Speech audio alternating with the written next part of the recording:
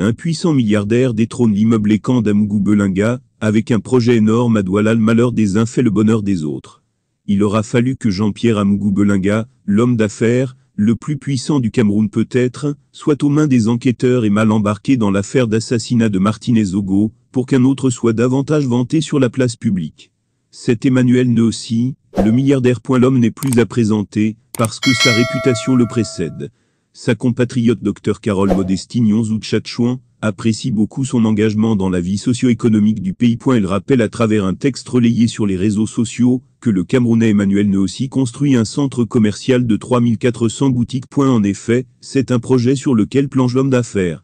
Et le chantier est en cours. Le président directeur général de No Industries a mis sur la table la somme de 30 milliards pour pallier aux difficultés que rencontraient les commerçants du marché Congo dans la capitale économique Douala, à travers un méga-projet baptisé Neo Congo Mal. Par conséquent, les commerçants pourront donc avoir des boutiques sécurisées, propres, spacieuses et éclairées.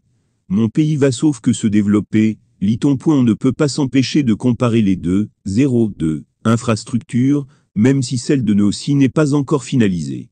Le montant et le nombre de bénéficiaires qui seront touchés par Neo Congo Mal sont de loin supérieurs au chiffre de l'immeuble Ekan. D'où l'intérêt beaucoup plus accru pour le joyau de Neossi vis-à-vis de celui de Jean-Pierre Amougou Belinga, qui, sauf retournement de situation, va avoir du mal à s'innocenter dans cette affaire de meurtre, compte tenu des accusations et des révélations graves qui pèsent sur lui. Le Jean d'Emmanuel Neossi est un commerçant, homme d'affaires et industriel né dans l'arrondissement de Kekem.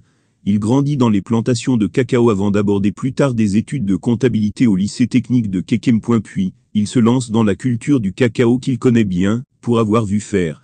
Avec l'aide de sa mère, il agrandit sa parcelle à 50 hectares. En 2018, il finalise la construction de No Industries, la première unité de transformation de la fève de cacao en Afrique noire.